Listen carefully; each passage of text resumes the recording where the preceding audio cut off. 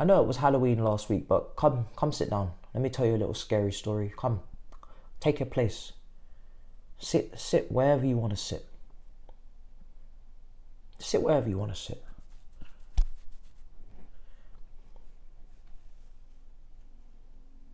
We just lost to Arsenal at home, but, you know, that can happen. It's happened before. It's the way it happened. It's one hell of a story. So I want you to picture this, right? Picture your rivals are coming to your home stadium with all your fans, top of the league, and it's your opportunity to not only derail them, but showcase that after 3 games on the bounce without a win, that you can respond and you can turn up in a big game and set the story straight. And what do we go out there and do? We go out there and we cannot compete. Chelsea got bullied by Arsenal. I've never ever had to say that I can remember anyway. You know, we used to bully them. Drogba, Ivanovic, Alex, Terry, Cahill, Ballack, Costa, bully. We used to bully them. They bullied us. Saliba bullied us, man of the match. Partey, Gabriel, Jesus nutmegging people for fun. We got bullied. We, Chelsea, at home to Arsenal in a big game, London derby, we got bullied. They scored on a set piece. They're looking to fight us at full time. Xhaka, it's mad. The roles have reversed. Football cycle really has come full circle. And my biggest thing about this one is that the game was there. The game was there, but at no point did we look like we were going to score. We had one shot that Ramsdale had to save, and it was straight at him. We did not test this goalkeeper for an entire 90 minutes. How do you play an entire 90 minutes of football at home in a London derby and Ramsdale does not have to make a single significant save? How is that possible? He's had more challenging days at his training ground. He didn't have to do anything. His gloves are clean. No fingerprints on the crime scene. What? How is that possible? Like, seriously, how is that actually possible? And on top of that, Aubameyang's promo, that's gone left, hasn't it?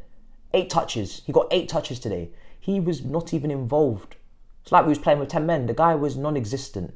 Ghost. So we look even more stupid, as I feared that we would. We would look so foolish after that. But it doesn't matter anyway, because nobody turned up today. Apart from, you can give it to maybe Aspilicueta, you can give it to Mendy, a few saves. The defenders tried their best, but they could have definitely scored more. Jesus missed a big opportunity.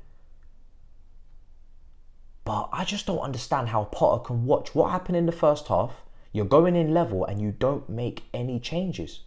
You saw the difference that Kovacic could make against Manchester United when he come on for Cucurella half an hour in a game that we were also getting dominated and bopped off the pitch, similar to this one. Because Arsenal were playing through the lines, the build-up play was on point, Zinchenko was tucking in as an inside inverted left back, their build-up play was 3-2.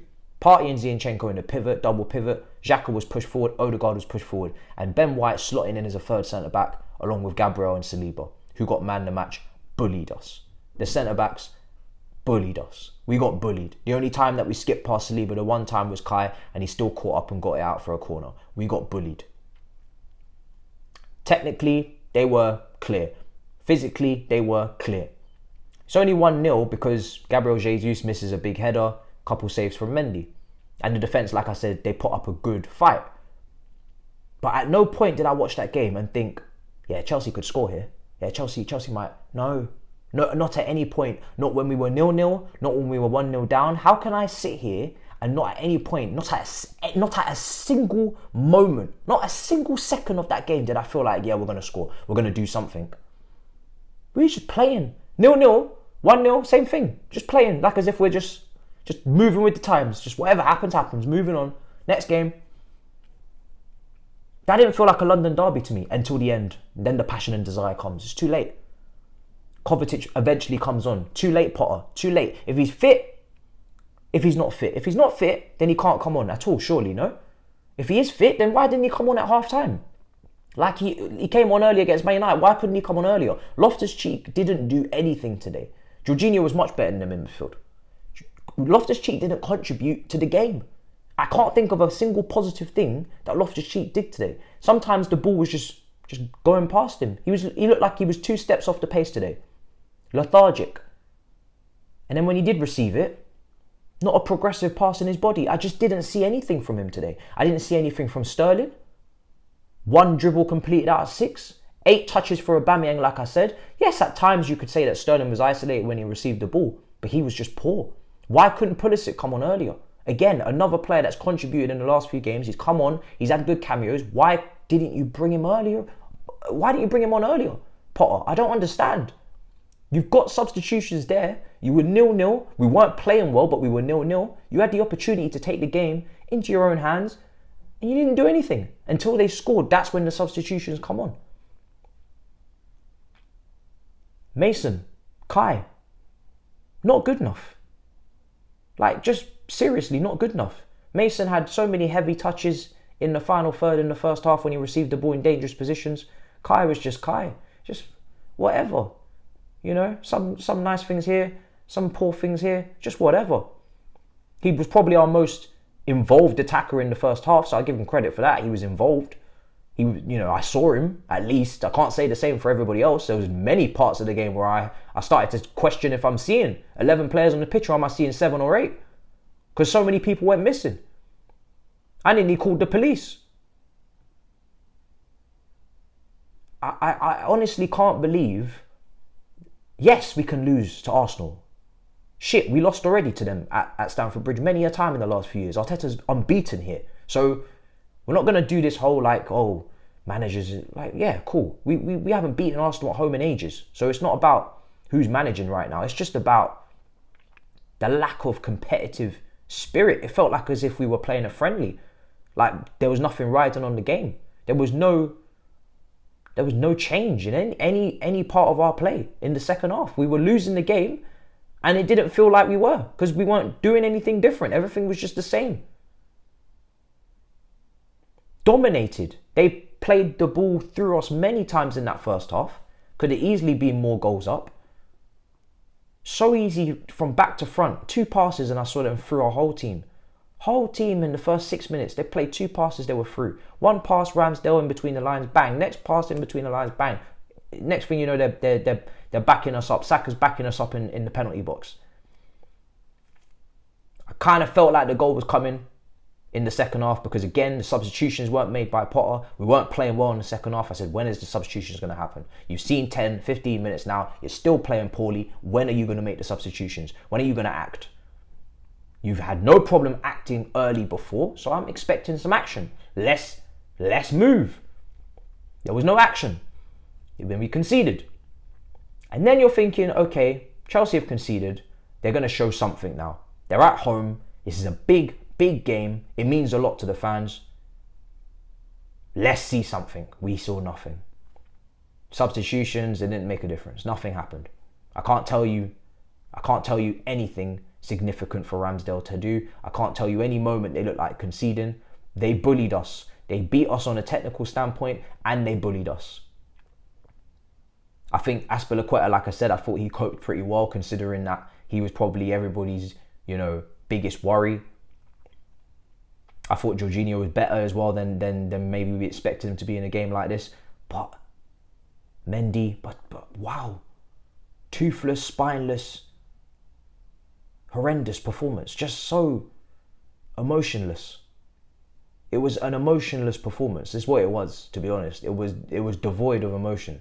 It was absolutely just pitiful. And it's insane that I'm coming away from a 1-0. You think, oh, maybe it was a tight game, anyone could have won it. No. There was only one team that was going to win that game, and it's clear. First half, second half, doesn't matter which part of the game you look at, it was very clear who was going to win that game. Who had control, who created the best chances, who created chances, period, because we didn't create any chances. We had a couple nice corners that Mason put in, and that's about it. So disappointed, man. Embarrassed. Light's gone out, and I think that signifies not only has the light gone out in the video, the light's gone out for the performance, because wow. I don't understand. I don't understand how you can turn up in a game like that and perform like that. Everybody. I'm lost. I'm truly lost. Dumbfounded. Discombobulated. Disappointed.